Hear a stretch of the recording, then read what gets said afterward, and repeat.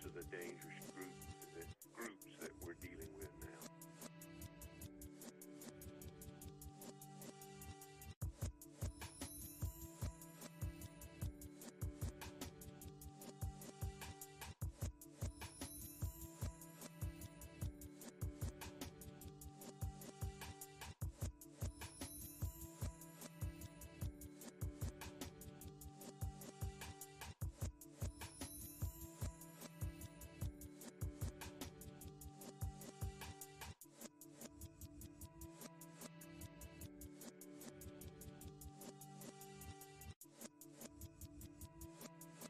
This is a dangerous groups that we're dealing with now.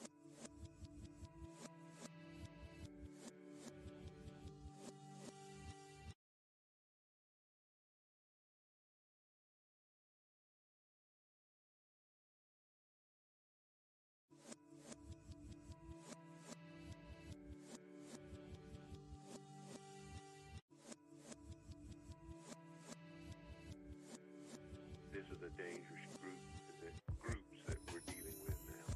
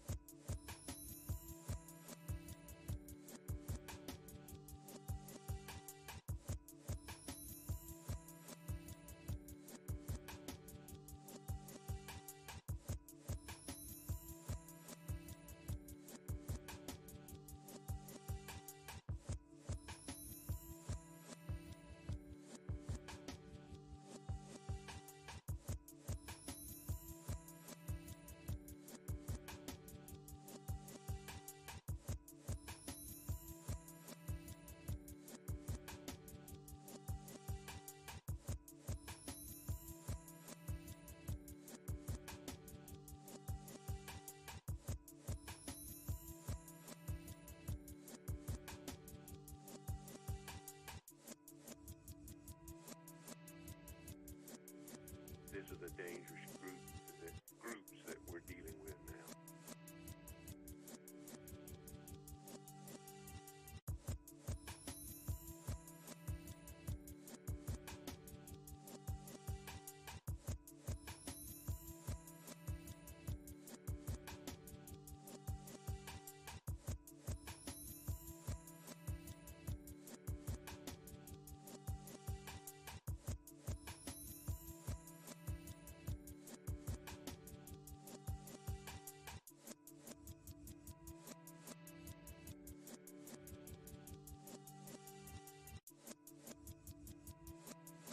This is a dangerous groups that we're dealing with now.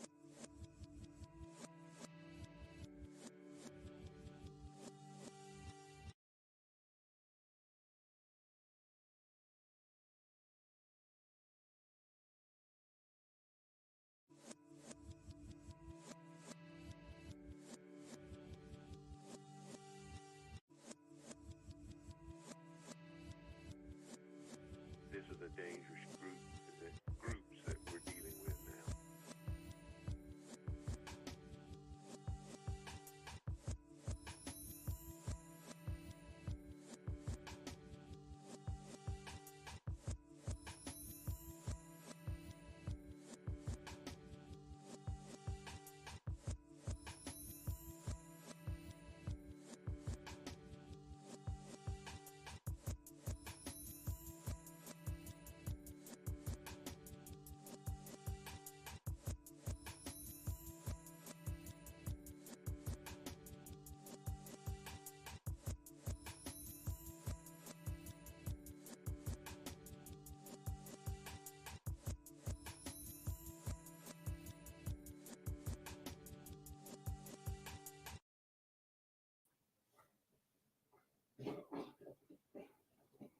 What is up, 24/7 Buff Fandemonium?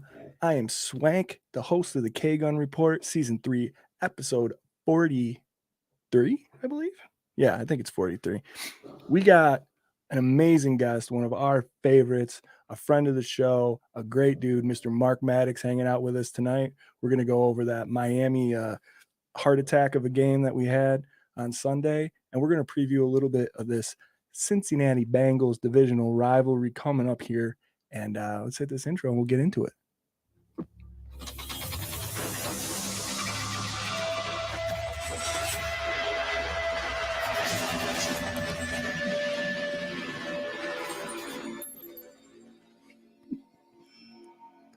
Welcome, welcome, welcome. All of our favorite 24/7 BF fam hanging out with us on another Tuesday night for the K-Gun Report.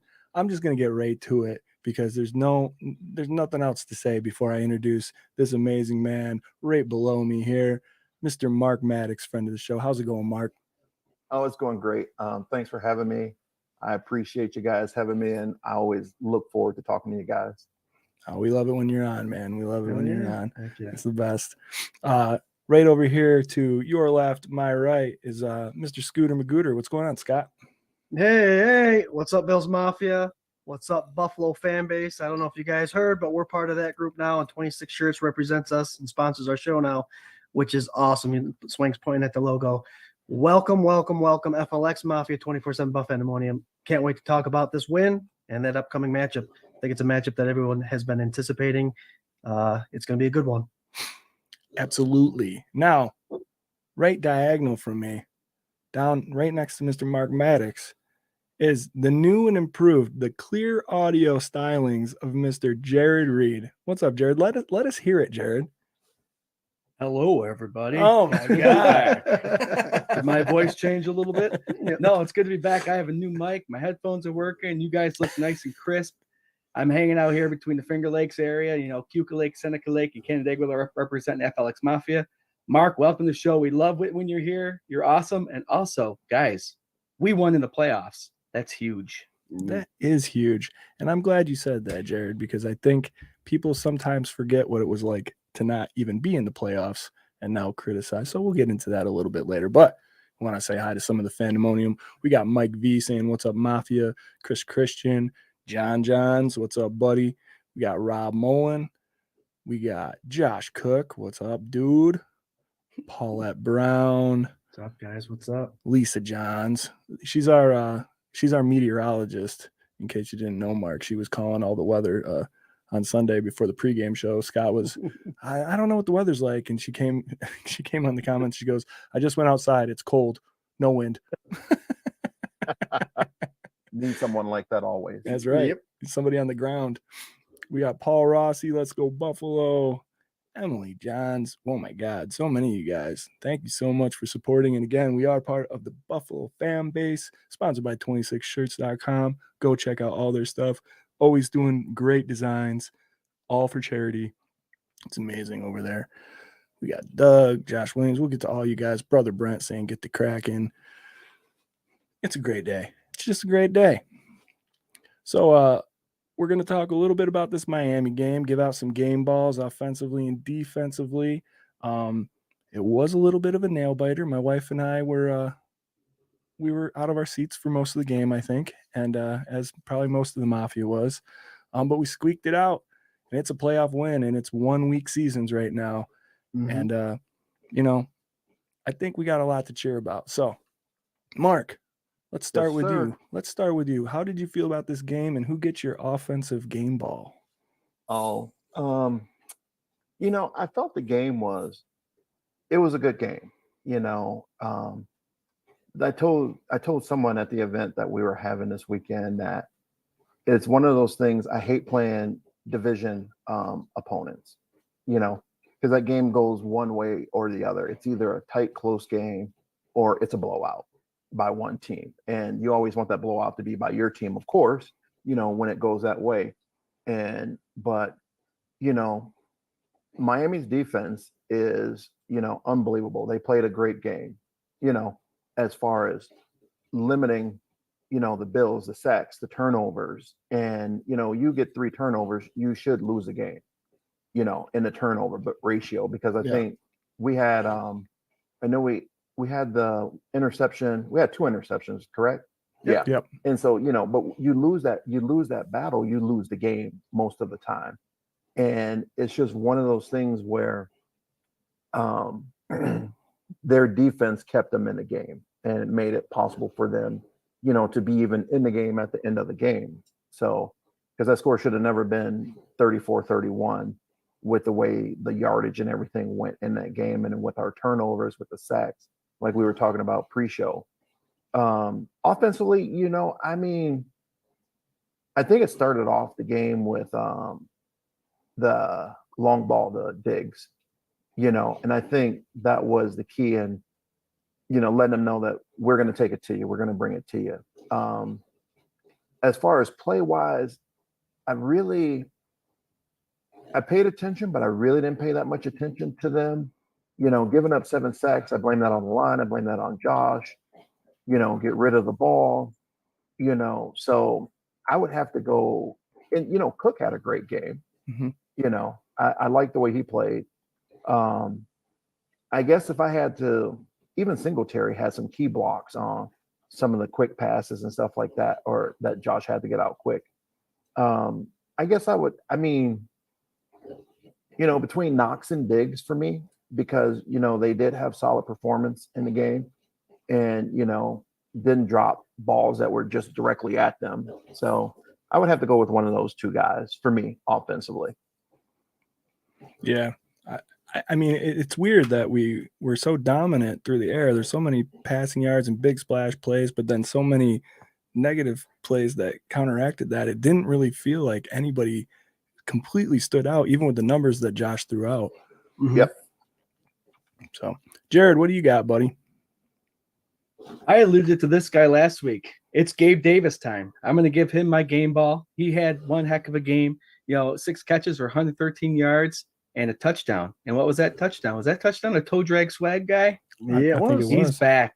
Josh Allen gives him the opportunity to catch some babies, and he will. He also had a huge catch that he clapped. Remember how everyone likes to make fun of his clap technique? Mm-hmm. He had to clap that ball on that pass, and he did it perfectly and got underneath it and got us that first down. Gabe Davis time. I look forward to him this week, and I'm glad he showed up this past week. It was awesome. Playoff Gabe, man. This is the guy we've been wanting to see all season, ever since the Kansas City 13-second game. He was just he was just lights out, and everybody thought coming into this season, here he is, man. We got this 1-2 punch, and then we got McKenzie coming up and all this stuff, and it didn't really turn out the way we all thought. Gabe got rattled. Isaiah was a little inconsistent, and now we got Crowder that's hurt but could be coming back, and we got all these guys, and it's just like, I don't know. I don't think it ever really settled down, and now here we are, where this guy seems to be getting comfortable when we're getting into the playoffs, and I love that. That's beautiful. So I tell you what, though, Swank, I would like to see playoff Gabe in regular season Gabe. Yeah, I'd like to see those 2 mesh a little bit.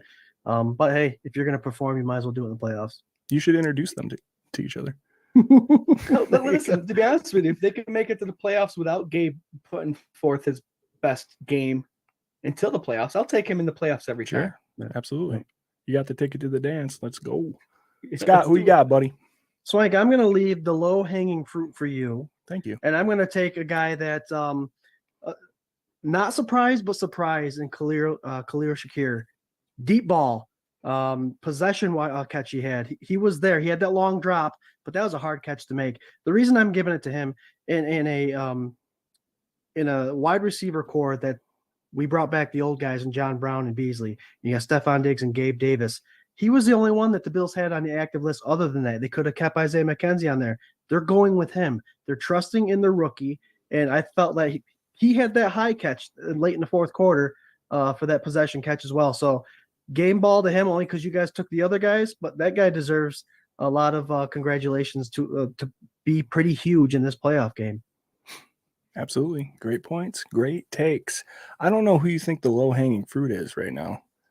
Well, the yards, and I'm just going Josh Allen. I think 350 yards, 3 touchdowns. See, I was going that way, and I think without Josh Allen, you probably don't win this game, right? I mean, this is the guy we signed up for, and I think that's kind of like the hard pill to swallow with a lot of Bills Mafia fans is that you want this guy to make these extraordinary plays. You want him to put himself on the line. You want him to whip it across his body, and you want these huge 50-yard bombs, but you don't want the interceptions and the miscues that can come along with that.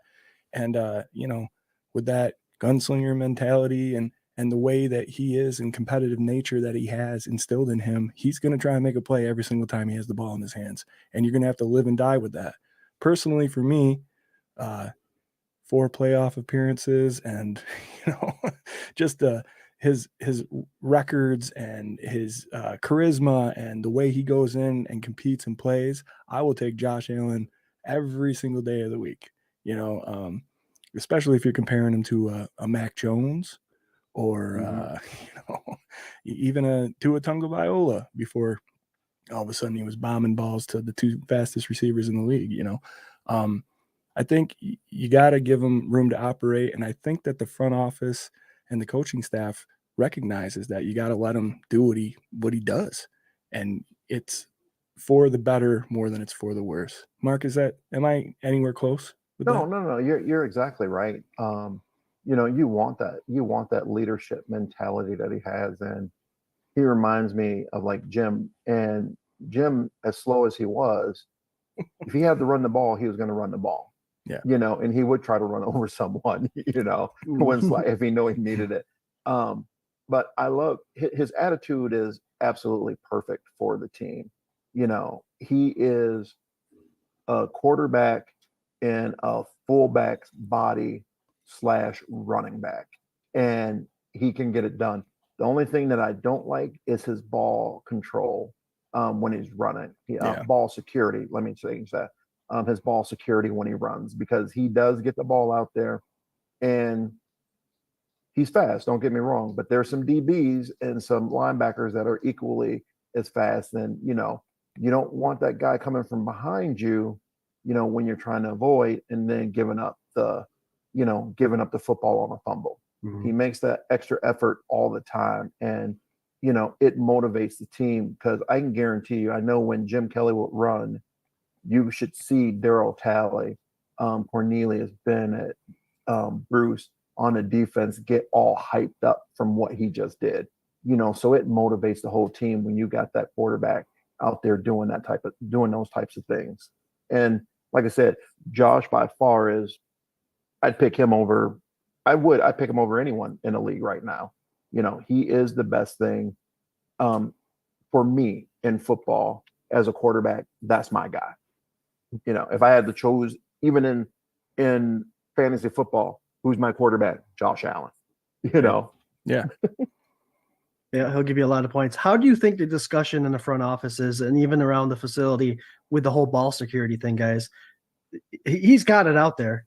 And some defenders, correct me if I'm wrong, Mark, they say tackle the ball if it's out there like that, right? Put a body on the ball. Yeah. So if it's out there like a big old loaf of bread, is it being addressed in the facilities, or are they just? They have to be talking about it. It's one thing that when he's in meetings and they're going over film, that's one of the first things. When he runs and he has the ball out there, coaches are telling him, you can't do that. Yeah, I know what you're trying to do, but you got to secure the ball. So yeah, he's always talked to. And the other thing that they'll talk to him too is like, you see this guy coming, why don't you slide? Yeah. And so, and they do. And that stuff is talked about. And defensively, the coaches, when you have a guy who runs and has the ball loose like that, you go for the ball. He's going to do that. He's not going to secure it. Then you go after it, because it's an opportunity for us to get takeaway. I mean, I hate to bring this up, but there's one guy I know can hang on to a football while he's being sacked by Bruce Smith in the end zone. Jeff Hostetler, Super Bowl. I hate to bring that up, but that ball should have popped out. That would have been a touchdown. You guys brought up 13 seconds and that sack. Scott's was way worse. I would never have brought that up. That first run that Allen had, where he reached out with the ball out of bounds. I played running back a little bit in high school, actually a lot of it in high school, and a little bit of training camp in college. But you always transfer the ball to the sideline or away from the defenders. When he was running and stretching out that ball, he was running the left sideline. That was still in his right hand. Mm-hmm. He's got to get that over and protect it. But yeah, every time they have that little red dot going, Josh, remember to secure the ball as they're circling the ball outside him. Well, LaShawn McCoy used to do that all the time. Exactly. That's exactly what I thought of. And I mean, the tape this week, between the one he lost that was returned for a touchdown, the one that he fumbled forward out of bounds, I mean, it's becoming more of an issue now. I don't think that you can have the interceptions and this. Like, he's got to, calm down. Hopefully both, but one or the other. I mean, that protecting the ball, that's the biggest thing. Our boy Rob Mullen says it all the time too. You just got to protect the rock, and that's a huge part of this. At some point, Ken Dorsey's got to start calling design running back runs when he sees Josh Allen starting to get flustered. I don't know if it's obvious to him or not, but at some point, Ken Dorsey's got to take it and say, listen, we're going to do these plays. You need to calm down a little bit. Who knows if that's what's actually happening, but I don't know. Yeah. You're out of gas on that one. Mhm. Well, we talked a lot about the offense, and I'd say, all in all, they triumphed. They got over all these obstacles that they put mostly in their own way, and they got the W, and that is the biggest thing to take away from this game. Now, defensively, Mark, I know that you were watching this young Tremaine Edmonds here and his linebacking core for sure. But what did you see out of our defense? I watched the game, and of course it was kind of hard because we were also doing a fundraiser event. Yep. And I will say I was very disappointed with Tremaine on a lot of runs. Okay. He made like one great play on one of the running plays, and I told Glenn, I'm like, he never moved from his spot. He made the tackle there. And so I'm critical of the linebackers. I'm sorry. I mean, I love it. Yeah. I want to see you go smash someone. I want to go see you hit, shed, make a play. Okay. Because that's what football is.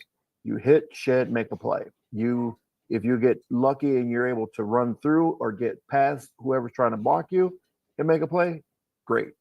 But like I told you, he's that guy that can cover sideline to sideline. He has speed. He had great pass coverage in the game. Broke up some big plays, had some big hits, amazing. But I want a full linebacker. First and second down, smash someone. Third down, pass coverage, break up passes. Mm-hmm. I got the third down. I didn't get the first and second down. Milano played. He plays lights out every week. He deserved to be a first team All-Pro. He's doing his job, and he's getting the job done on the run and on the pass, covering the faster receivers, tight ends, and stuff like that, which is good. But that whole defensive unit as a whole played well, especially in pass coverage and passing downs. Frazier had dialed it up really, really, really good to keep those guys in position to make plays. He put them in the right spot. The coverages that he called when he's playing cover 2, playing cover 3, the different disguises with the robber coming down. And it was just unbelievable how he had them in check. The DBs running with Waddle, running with Hill, those guys not being able to make plays. And there are some plays that they should have made that they didn't make because of the pass breakups by the defense. I think we had like 7 or 8 pass breakups. Yeah, quite a few, which is amazing. And some on the long balls when they're there and those guys just coming through and punching the ball out as they're catching it, like that clip I showed you with Ben Coates. Mm-hmm. When you see the guy catching the ball, you knock it out. You don't go in before. And we had like 2 or 3 of those, and Tremaine and one of the Tampa 2s got deep enough. And I was just like, on that ball that he tipped, I was just like, wow, but that's what he can offer you. So defensively, I was excited just from what I seen of how they played, and the things that they did. Because stopping those 2 receivers, Waddle and Hill, that's not easy. No. Not easy at all. And they actually did it. So I was real impressed in the D line. You know, they got after, you know, Thompson or whatever his name was. I didn't even care. You know, Skyler. and so they got after him, and you know, and we didn't give up any huge runs. You know, it wasn't one of those things where we were on our heels and always fighting to stop them on 3rd and short, or you know, one of those things. We actually kept them on their heels. What was it, 200 and some yards? You guys said 230 yards that they got. Mhm. Come on, you give if a team only runs 230 yards, they better not win the game. If they win the game, you go beat your offense. And that's what we should have did to our offense in that first week against Miami. No. I agree. Yep. And so, but you know, they played well. They played all the way around. All the way around, they were unbelievable. You know, are you doing game ball now, or is that just a question? Yeah. Go ahead. Okay. I mean, like I said, I'm gonna have to go with because I mean, even though he's he's Elam. I'm gonna go with Elam. He had a great game. Nice. He made some big plays at the right time, and you know, the interception and just the coverage. Seeing some of him like one-on-one with Waddle, some one-on-one with Hill, and just phenomenal. You know, but that whole defense deserves a game ball for 230 yards. You know, because they played so well together, and that's what football is, especially defensively, is playing together. You can't have one guy making plays and then other guys not making plays, because that one guy's on one side of the field means those guys on the other side, they got to do their job too. Mhm. So, but when you hold a team like that, that's a team, you know, a defensive victory for the team. But Elam played lights out, you know. Yeah. Well, with his story too, and you know, the benching or the lowered reps, and then going and fighting through the whole season, and now earning the spot and being where he is. I mean, I was super impressed and super happy for him. You know, that interception was awesome. That pass breakup at the end. I wanted to ask you, Mark, did you saw the pass breakup, the last one against Tyreek? Yeah. Where he made up the ground, and yeah, and he was a little behind, but the ball might have been a little bit slow, but he was still there by the time the ball got there. Yeah. And he almost got the pick. Yeah. You know. So did he pop his hip out of socket? You remember? I didn't see that part. Oh my God. He was laying face down and he rolled over and they went to pick him up. And he was, no. And he's not on the injury report or anything like that. I was going to ask you guys about this too. Cramping. Oh, you're talking about the last quick out play? Yeah, Okay. Yeah. When I don't know what happened there. That was cramping because Okay. he had to lay out. And when you're laying out like that, you're using a lot of your gastrocnemiuses, which are the muscels, the calf muscles. So you're laying out and Are jumping. you a massage therapist? So when he turned over, you saw the trainers taking his foot and flexing it. Yeah. That was at that was at the end, and I told someone, he just cramped up real bad. Okay. His face For was those- just for twisted For those up, of you who dude. don't know, Jarrod is a massage therapist. He works on muscles for a living. So Mhm. Yeah, he's not a creep. He's a massage therapist. But yeah, that's genius. Gastrocnemius. It's like what? who's got gas? I got one of those. Got two. So I'm going to run with what Mark said about this defense played exceptionally well, considering all that they were put up against. The three turnovers, a score against them offensively, it'll count against a defensive touchdown, a punt return that brought them down to the 25-yard line. One of those interceptions took them all the way to the 25-yard line. And during all that time, they only let up the 9 points in the beginning. So they did a good job of digging their heels into the ground and preventing a touchdown. If I recall, Miami only had one drive of over 60 yards that ended up in points. So the defense did a great job.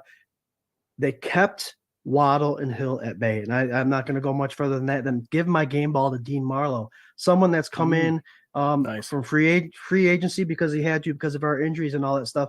Not only did he get an interception, and he admitted he was in the wrong spot at the right time, but he got the interception. But he was also part of the reason why those defensive backs could fall a little bit behind and catch up, because they play that too high safety, the cover two defense. So they were covered over the top, and there was no big plays. No one got behind Poyer or Marlowe. And for Marlowe to do that in his first game starting, good job. Game ball to you. You kept a very potentially potent offense at bay. I loved it. That's a great one, man. I loved the move to bring him here right before the trade deadline. He's familiar with the defense. It made sense. And I was really happy to see him shine. You know, it's funny. So much stuff happened in that game. I almost forgot about that interception.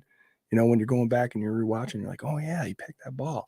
But no, Yeah, good. Swank, and he said he wasn't aligned in the correct spot either. But hey, sometimes a blind Hey, squirrel finds a nut, right? sure, why not? They say if you're going to make a mistake, do it at 100%. Yep. And if you look at a lot of Hall of Famers, they're in the right place at the right time.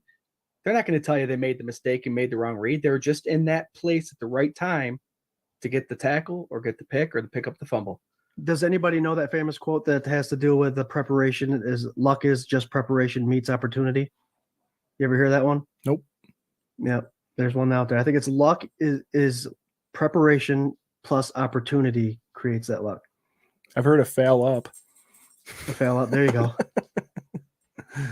But all right, Scott, we still need yours, or Scott, Jarrod, we still need yours, right?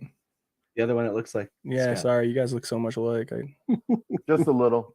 Throughout the whole season, we've been waiting for this individual to make his comeback. He had a long year to recover after getting a serious injury.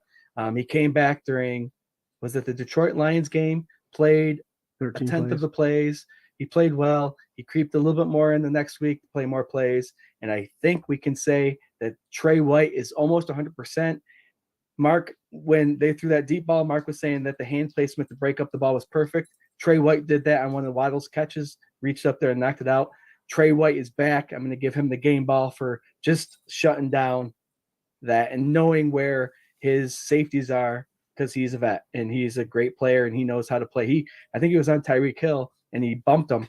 And a lot of people say you shouldn't bump Tyreek Hill because if he can make a play, but they don't know that the safety responsibility behind him is perfect. Trey knew what was going on, made the play. I'm glad he's back, and Elam's starting to show, whoo, this is perfect timing, especially when we're going up against the Cincinnati Bengals team. Well, Dane Jackson got hurt, and it was said that he was able to come back, and the coaches kept him out because Kyer Elam was doing so well. Yeah, I mean, yes, all of it. Yes, 100%, man. I mean, God, I don't know. I'm just so glad. You know what I love about Trey and him being back now, and he's so very emotionally wears everything on his sleeve, and he'll tell you whatever he's thinking whenever he's thinking it, and he just looks like he's having fun. He's like making plays and having fun and laughing and getting into it, and like that's the Trey that I miss. You know, you could tell that it really took a toll on him with that injury, and now it looks like he's back. Playoff football, I love it, man. I absolutely love it. Oh yeah. Great game ball, Scott Jr. That was awesome. Actually, I'm the eldest, so that's okay. Gone by 3 minutes. Jarrod Sr. I'm gonna go low hanging fruit. Matt Milano. I mean, Mark said it all already, man. That dude has been playing like his hair is on fire all season. He deserves everything that he's gotten. I'm glad that people are starting to recognize it outside of Western New York. And God, he's a beast. He's just everywhere all the time, exactly where he needs to be. I think you'd be hard-pressed to find a piece of video in the last season where he really was out of place or not doing what he was supposed to do. So I love him, love his energy, and I'm glad that he's going to be around for a little while. Yep. So other than that, hey, we're moving on to the divisional round.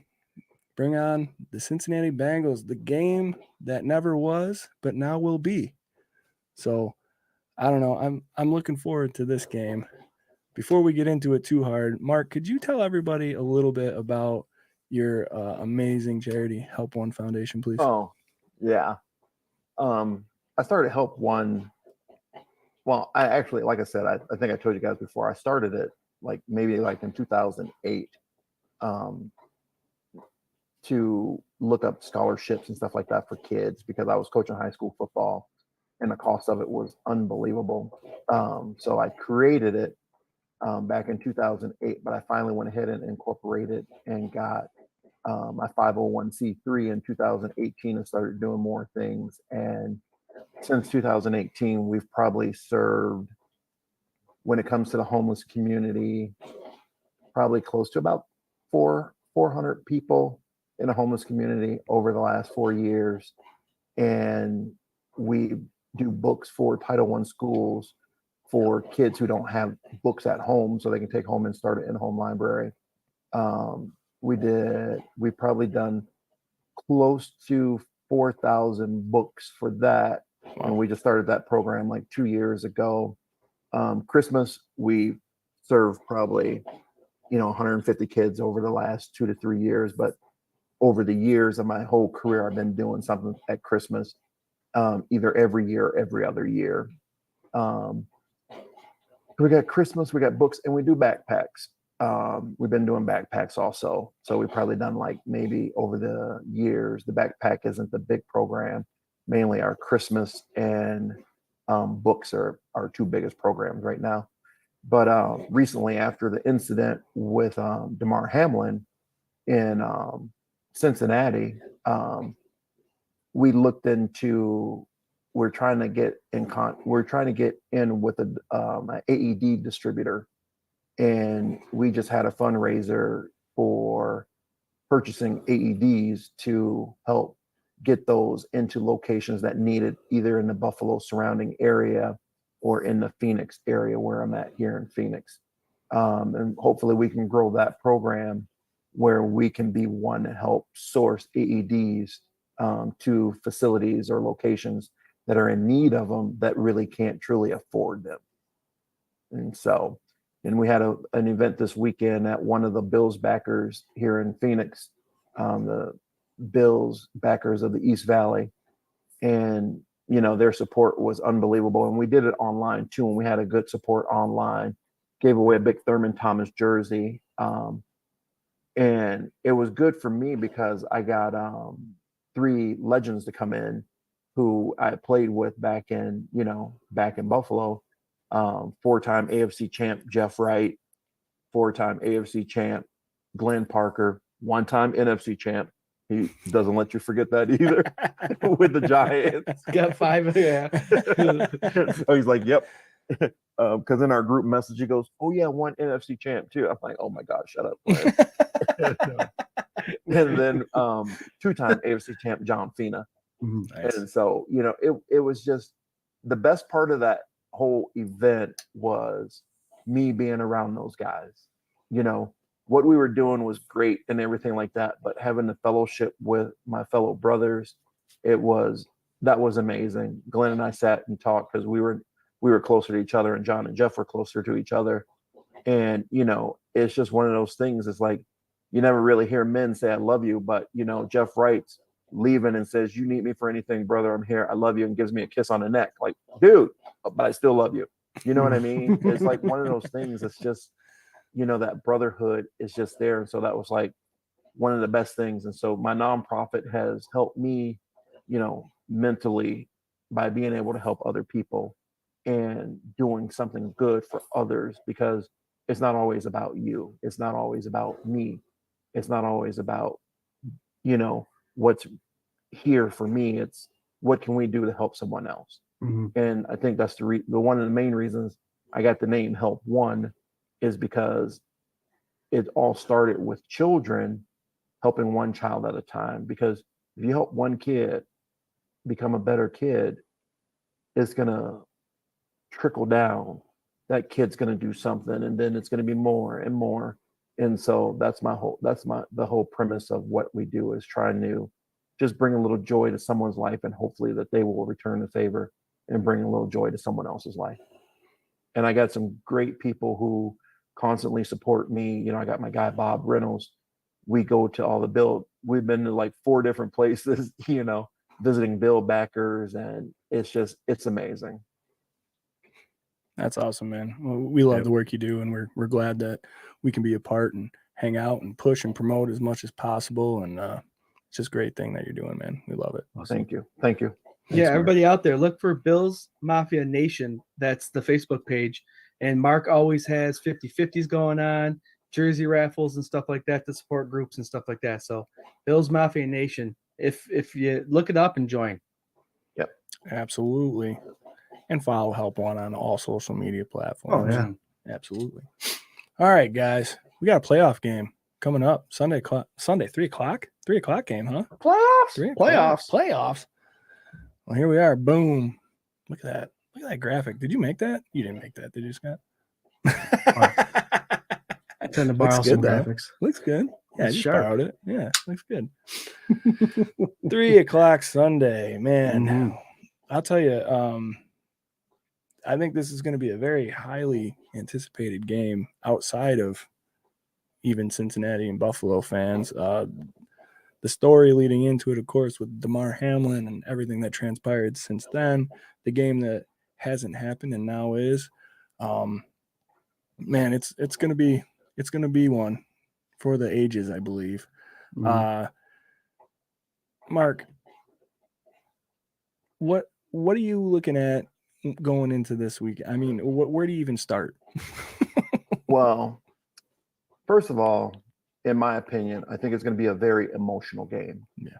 You know, because of the incident that happened. You know, and I think that's going to be on both sides, emotional, and it's going to be more emotional for us just because it happened to us. But it's one of those things. I talked to a buddy of mine, and he was telling me about Daryl, and it's like, it's time to play. It's time to play. You know, and it's true. You know, it's a job, and we know, you know, what can happen and what can happen and what can go on, and you know what play may be your last play and may not be your last play, and guys get hurt, and you get up and you regroup and you go out there and you play for that fallen brother. Okay.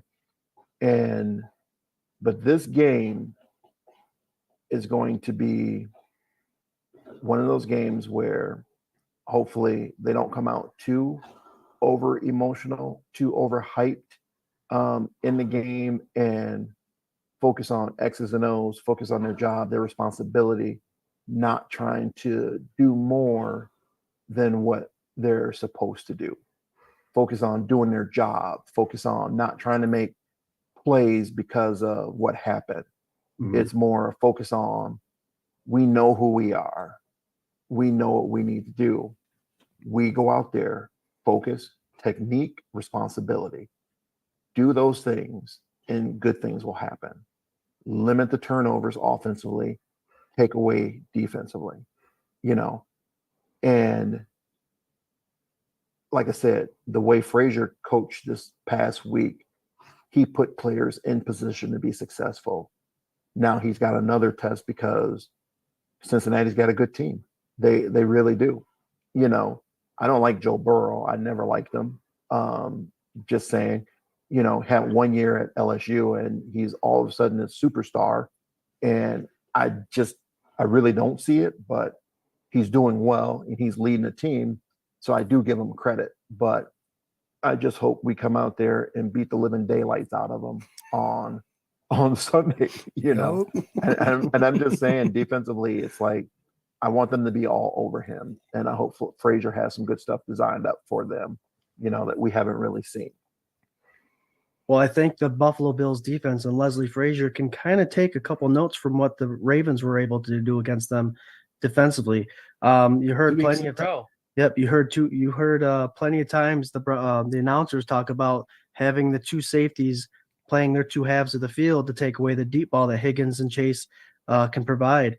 I think Leslie Frazier is really good at doing that. Him and the Buffalo Bills defensive staff figured out a way to stop Lamar Jackson when he was impossible to stop. They set up the key to stopping Lamar Jackson in that offense. Same goes for this Bengals offense. Take what people are using to be successful. Our defensive backs are back. I think we can handle this wide receiver core. I think they man up well against them. You have Tyler Boyd. I think Taron Johnson could do good against them. Even Milano maybe. And then obviously the two guys on the outside with Trey White and Kyer Elam coming into their own. But I think you have to come in with the blitz there, Mark. I think that's something that has gotten to Burrow plenty of times. He was the number one sacked quarterback last year, even in the playoffs, and they still made the Super Bowl and almost won. I think you need to hone in some blitzes again. Milano's coming in like a crazy animal on his blitzes. He got 2 last week. I can't see that slowing down at all. I think this is a perfect. Leslie Frazier's name is already out there. He's already a very popular defensive coordinator. This is just going to be something that's going to prove that he's that good. If you can dial in on this defense. Just like I said, he has to keep the guys. It's going to be one of those games of, and I hear what you say about following someone else's game plan, like the Ravens and how they shut them down and stuff like that. you take from it and you adjust from it, from what you guys do, from what your team does defensively. Right. Yeah. And for us, I mean, it comes down to coaching, like we said, but it's going to come down to coaching adjustments. If we're getting hit with something, hurt with something, how do we adjust to that? And that is the big key, is going to be adjusting in the game. And I think he's been pretty on point the last, few weeks, and things have been really, really good with how he's been adjusting to what's been hurting us and making up for that. And so that is going to be the key. What they're trying to do, I know they're going to go over the quarter that they had in Cincy and try to figure out what they were doing and how could we adjust from that stuff. And the good thing is they've had time to do that. Mm-hmm. And so I agree with you, and we played a lot of cover 2 in this last game, and we played a lot of different, a lot of disguise cover 3. And I think that helped too. And when you have, like you said, Tre'Davious back, you got Elam, you got those guys who can play that and who have been doing it, who's been doing well. I think that's going to work out pretty good for them. Yeah, absolutely. I mean, I haven't heard Frazier's name being thrown around for a lot of these coaching vacancies, and I think it's crazy to me that he hasn't gotten another opportunity. I'm very glad for our sake. I want him to stay in Buffalo forever, and maybe he's just sick of it, but I got to think that somebody should give him another shot, man. The guy's amazing. His second half adjustments rival anybody in the league. I mean, the defense plays hard and with a lot of heart, and his schemes are amazing. I don't know. So yeah, from that little bit of film that we saw when the Bills played against the Bengals the first time, is the Cincinnati Bengals right off the bat got a pass interference call that gave them 30 yards down the field, and then a play to the tight end that Hamlin came up a little quick, and the tight end just ran by him and caught the ball, and that set up that first touchdown. The Bills offense came back, drove all the way down, got stumped, and had to kick a field goal. And then that next drive is when the incident happened with Hamlin. But I think what I saw in that game was that Cincinnati was being a little bit more physical than the Buffalo Bills were. And I think from that game on, the Bills have been a lot more physical. So this game's going to be totally different than – there's a lot of fans out there saying that Cincinnati was up 7-3 and driving. They were going to kill the Buffalo Bills. No, that's not how this works. Like you guys all said, Frazier adjusts immaculately, and he adjusts. But I think the physicality of this game is going to change a lot from what we saw a couple weeks ago, and I think the Bills are going to, put a hurting on them. Yeah, and the one thing with the Bills, like I said, if we take away the deep ball, and because I know we're going to do something where it's going to be a double on chase, and how they're going to try to take it away, because they did it with Hill and Waddle this past week with a safety coming down on the inside of one, or you take one away and you just play great coverage with the other guys on the other guy, on Higgins.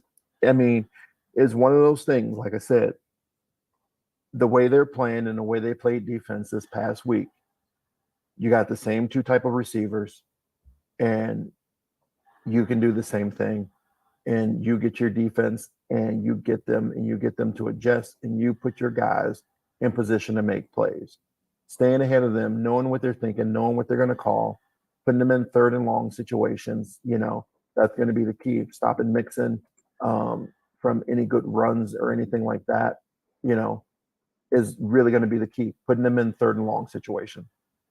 Mm-hmm. Yeah. I think go ahead. No, go ahead, Scott. Go ahead. Something that we haven't talked about yet is the offensive line right now for the Cincinnati Bengals, who are very, very banged up. They have Lyle Collins, who was out a couple weeks ago. Jonah Williams just went out with a knee injury. He won't be their left tackle. Alex Kappa, a right guard, won't be there. They got a rookie left guard.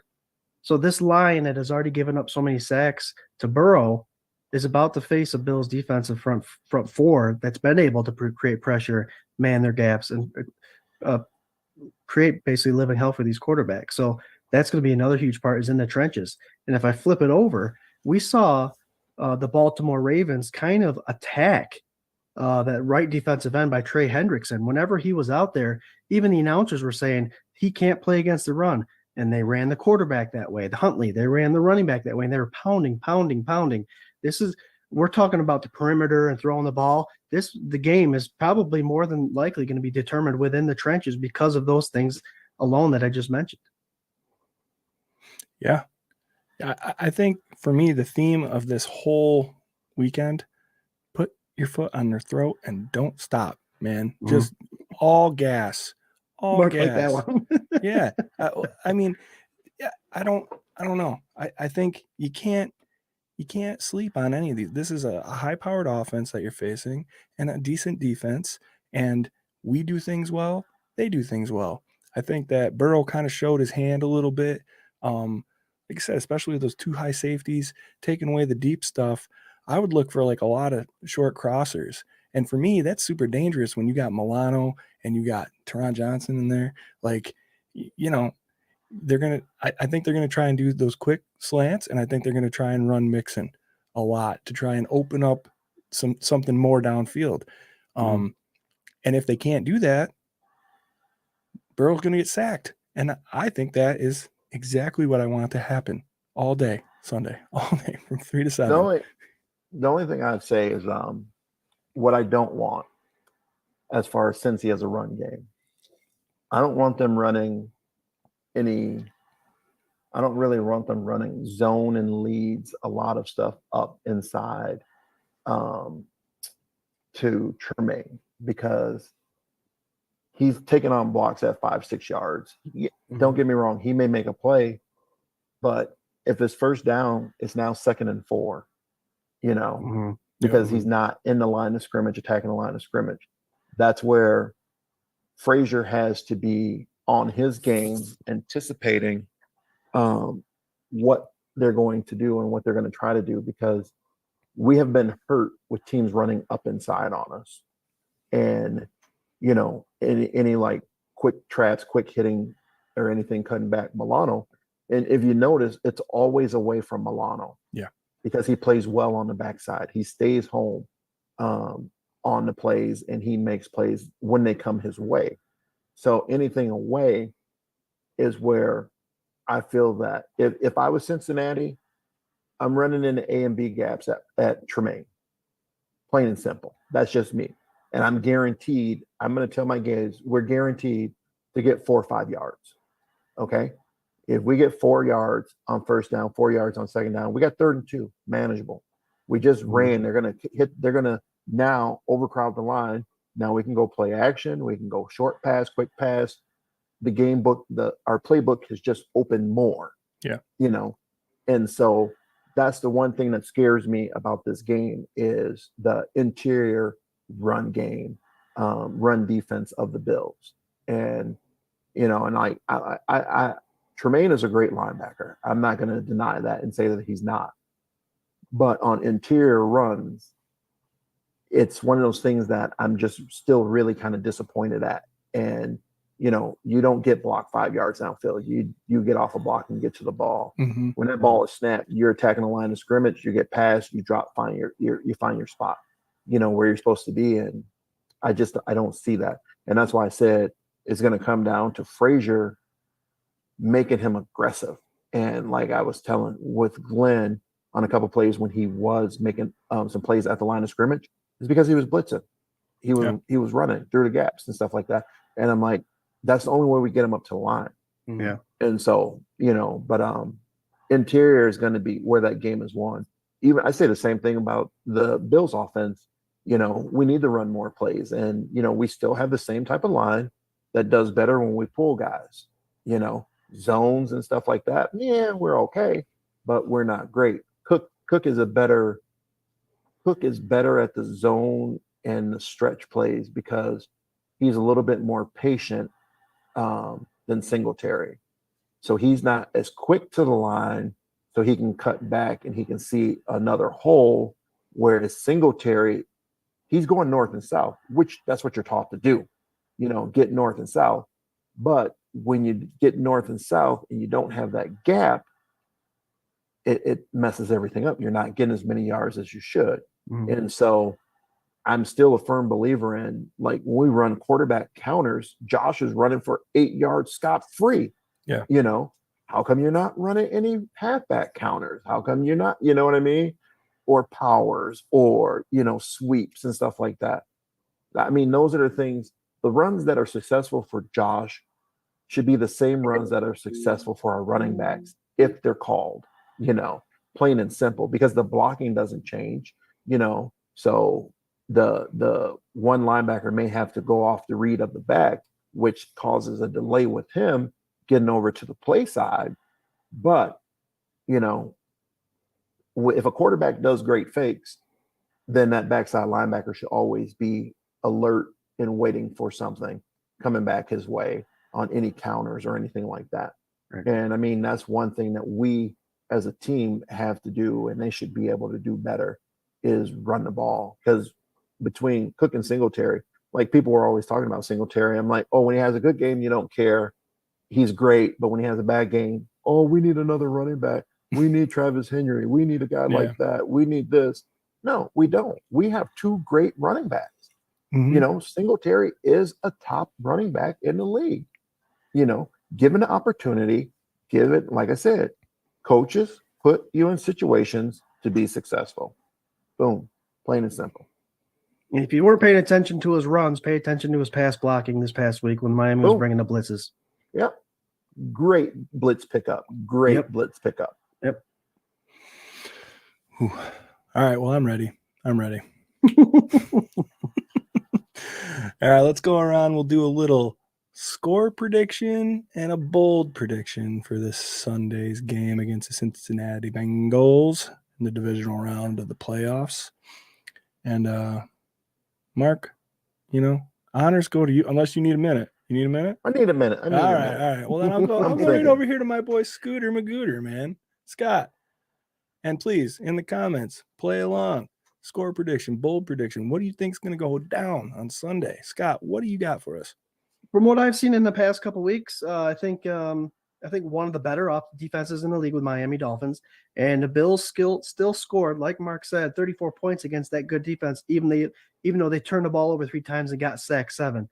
I don't see the Bengals having that good of a defense compared to Miami Dolphins. I think the Miami has better, and I think Buffalo's offense, you take care of those mistakes, you can put up a 40 burger. So I'm going a 40 burger. I'm not going to tell you the second number. 40 something to 17. You can't just be like 40 somewhere. That's what you're. Let's go 42-17. Let's go 42-17. Okay, right. See? And my bold prediction is I think the Bills will play their own defense, but they will take notes from what the Baltimore Ravens did, and they will also take notes of what they did to the Miami Dolphins this past week, in shutting down Waddle and Hill. I can see that defense getting 3 interceptions against Burrow, frustrating him, and keeping those 2 high-powered wide receivers under 150 yards total. I got to change my bold prediction, Scott. That's my bold. They call it a bold prediction because it's bold. That's why I said it. I like it. Josh Cook says 35-24. D-line eats Burrow's lunch with 8 sacks. There you go. Jarrod, what do you got, buddy? Yeah, I think it's going to be a close game. It is the playoffs. Playoffs? It is. It definitely is, because both teams are coming in. There's no easy team in the playoffs. So it's going to be 35-34, the Buffalo Bills. But I think also, Scott, I'm going along with you. I don't know how Cincinnati's going to score it, but they're going to keep that defense going with the 2 over the top. Trey White's hammering down. Elam's hammering down. Taron Johnson's a tackle machine. Milano's playing crazy. We're going to get 3 picks, like you said, like you mentioned, Scott. But I think we're going to take one of those back for a touchdown. Ooh. All right, Mark, you ready? You want me to go? Yeah, no, I'm ready. All right, do it up. I'm thinking, I'm writing it down now. I'm thinking the score is going to be 31-20 Bills. For my score, I think it's going to be a tight game. We're going to get some scores. We're going to let them get some scores. And we're just going to end up on top. Hopefully, it's going to be leading throughout the game and not trailing to come back. Is my thought. My bold prediction is I like the interceptions and stuff like that, but my bold prediction is that out of the 31 points that I think that we're gonna get a defensive score or a special team score. Again, and I think our special teams is one of those things that almost hurt us when we almost lost that fumble or that punt return or that punt kick where he fumbled it and ended up getting it back. I'm thinking that we're gonna get another special team score in the game, or I think, like I said, we're gonna get a score from defense or offense, or not offense. They better score from the defense or special team. I'm tired. It's almost over, Mark. We're almost over, Mark. We might get a score from our offense, but no, yeah. So defense or special teams is going to make a play that's going to really hype everyone up and get everyone going. Oh yeah, I like it. Mm-hmm. I like it. John says 35-21 Bills. Greg Rousseau has a field day and gets 4 sacks. Brother Damn. Brent says Vegas has us -5, so I'm going 33-28. JA 4 TDs, no picks. There you go. We got Take Charlotte. care of them mistakes. Yeah. Charlotte 38-31 Bills. Bold. Cole, another TD. I like that. Our man Rob Mullen score prediction. Bills 32-24 if they get to Burrow. Bold prediction. Groot gets a hat trick in sacks. There's multiple people saying a 10-sack game for the defense this weekend. It's getting pretty rich over here. Getting out into the Homer territory over here. We're gonna have to put that defense in the Hall of Fame. Yeah, no doubt. Yeah. Oh man. Joe has Burrow has a quick release, and the team will. That's what he was known for at LSU that last year was all those short throws.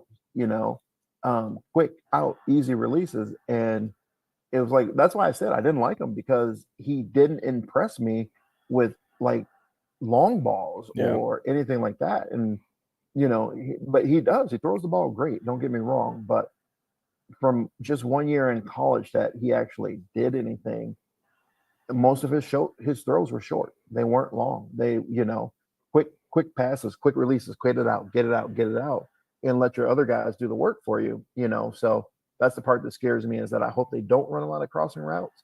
But if they do, Milano and Edmonds has the speed to recover.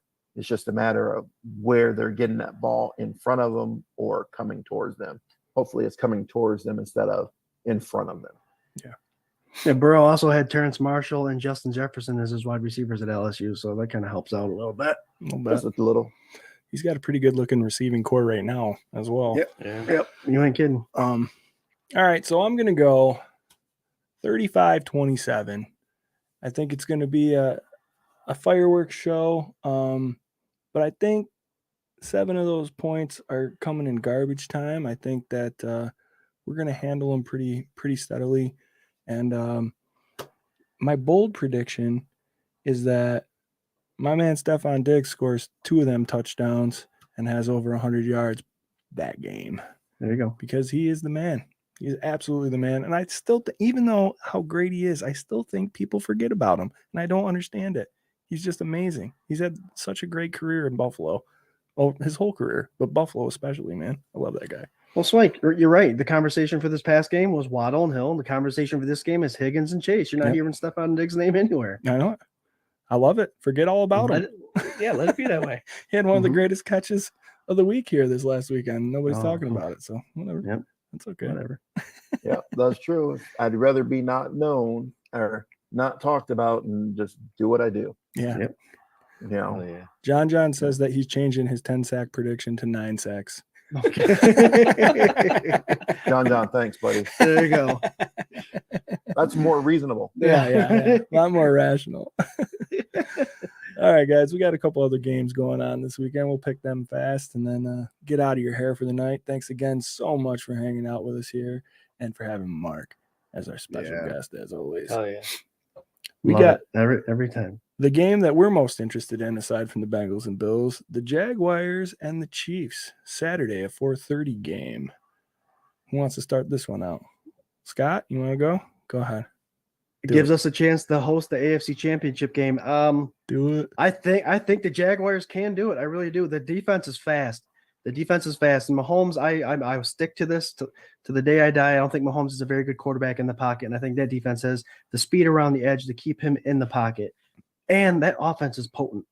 It has become a potent offense. Trevor Lawrence knows what he's doing. He gets his receivers open, and ETN is a danger at rushing the ball. Upset. I'm going Jaguars. Not because I think it'd be the easiest path to the Super Bowl, but I honestly think they're a team that could beat the Chiefs. Wow, I like it. I hear you there. My thing is, and we talked about it this weekend, there are teams that play. You look at how teams play out of that bye week in the playoffs. Okay. Packers suck after the bye week.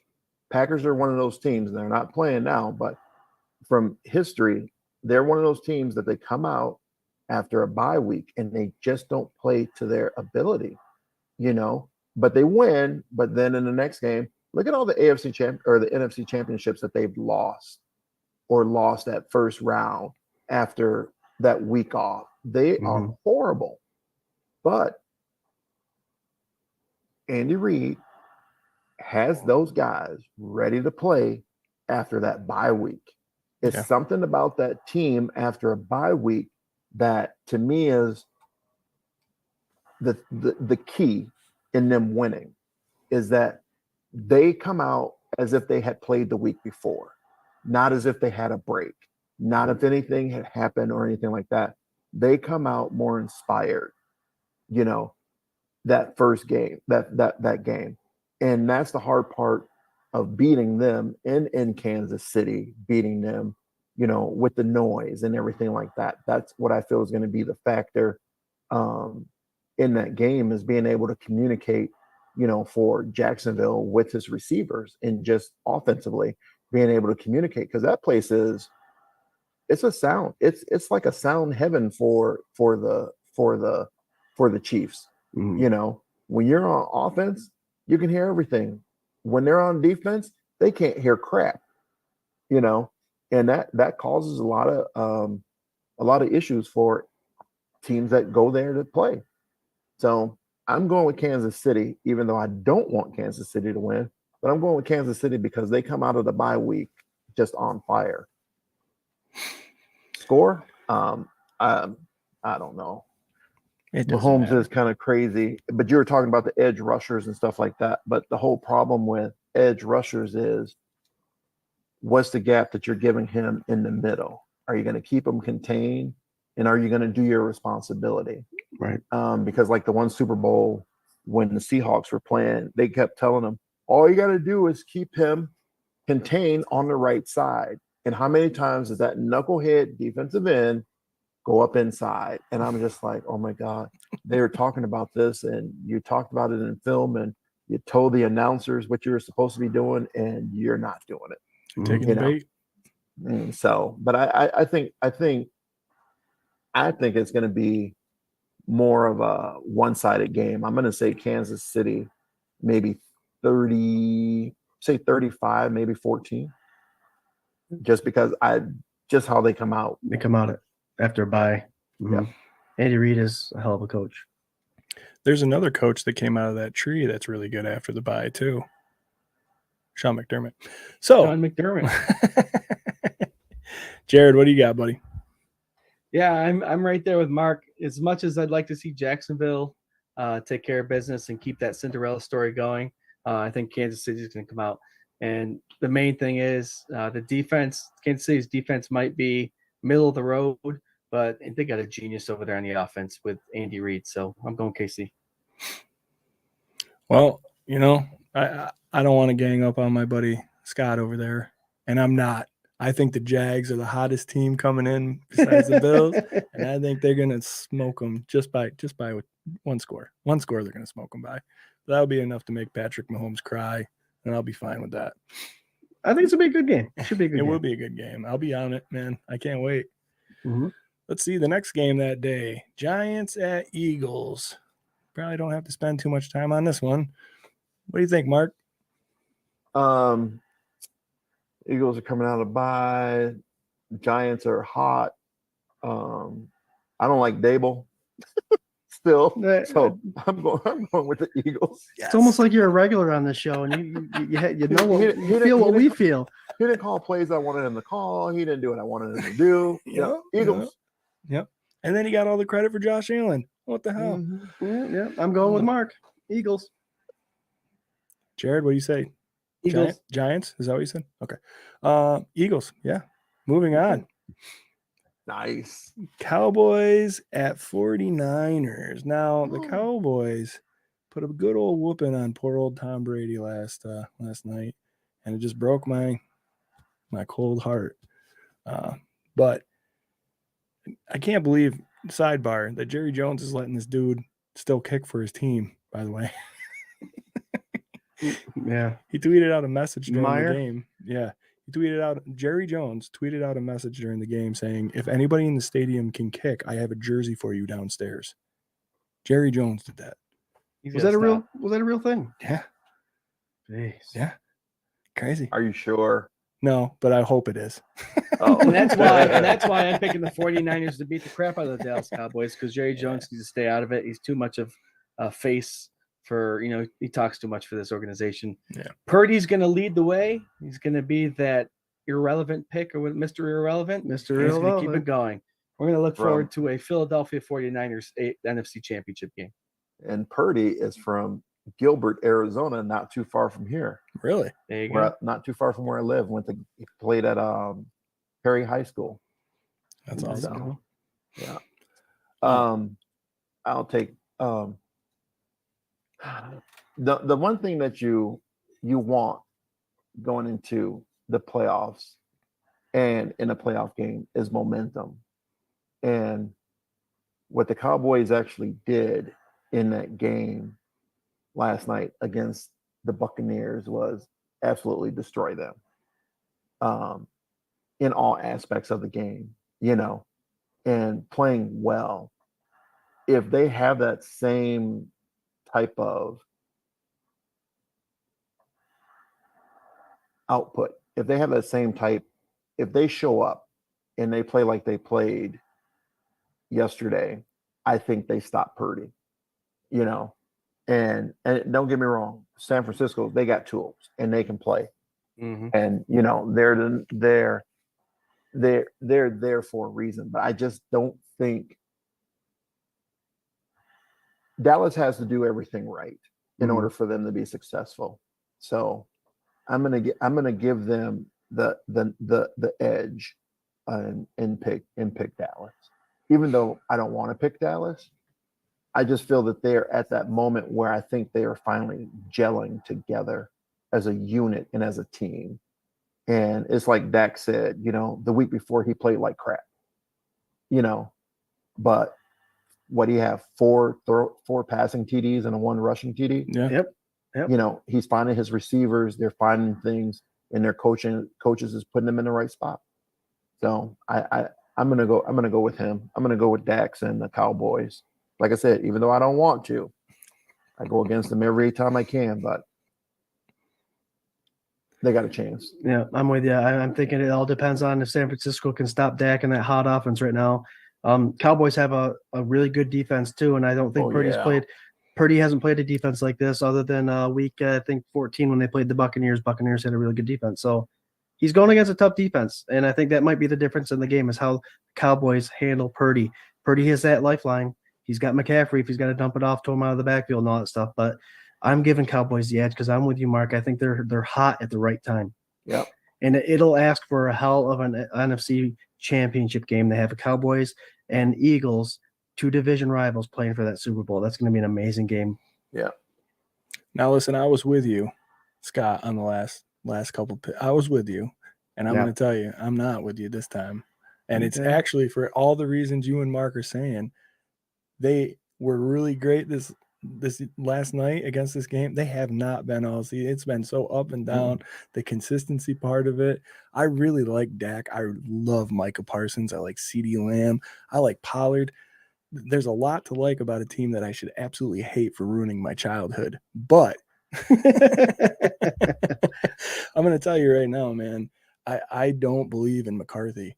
I don't believe in him at all. I don't even think that he's in charge of that team whatsoever. I think the only reason they won or have been winning is because of like leaders like Dak and Micah Parsons on that sideline really driving it home. And with Jerry Jones's meddling or whatever he does anyway, I just think that I don't see him putting together 2 games like that in a row. And I think that the Niners have came through their own adversity. Purdy is like been pretty solid ever since he started, and they got a nasty defense. Yeah, D2. Yeah. I'm thinking this is going to be a real barn burner, man, but I think the 49ers are going to squeak it out. And I don't know. That seems fun to me, man. George Kittle, you know. It's gonna be a good game. It's gonna be a real good game.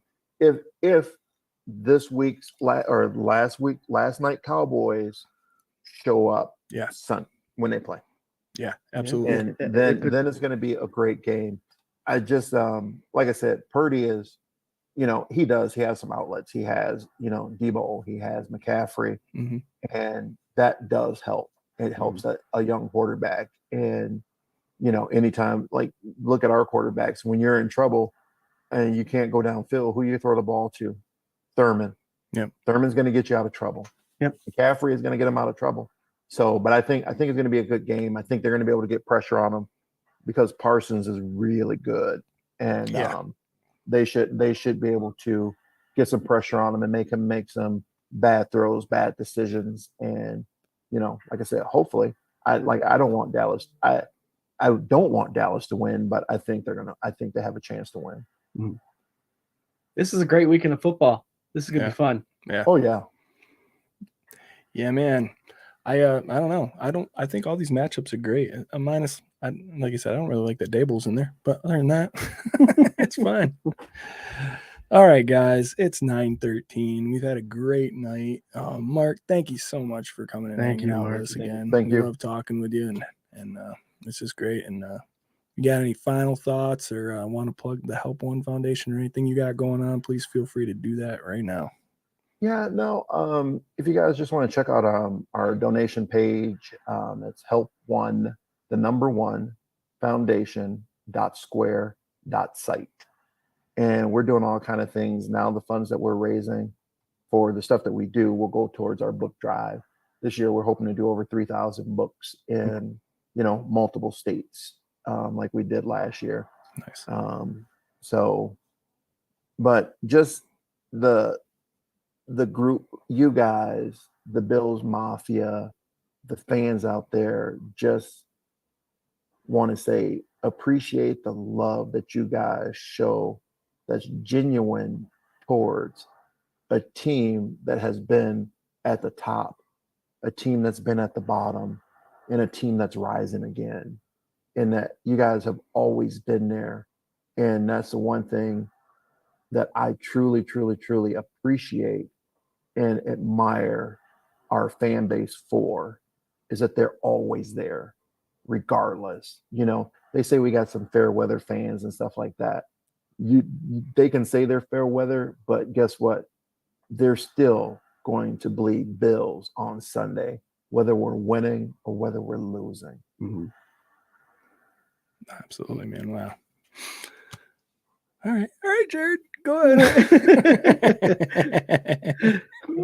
No, I forgot my stickers. So we still have stickers. We have we have Big Boot Babyface Bass stickers to give away, and we have 24/7 Buff Pandemonium, our logo sticker, and we have some coming. Hopefully, I think Swank told me Friday is the delivery date for the for tomorrow. Yep. So we'll have those stickers too.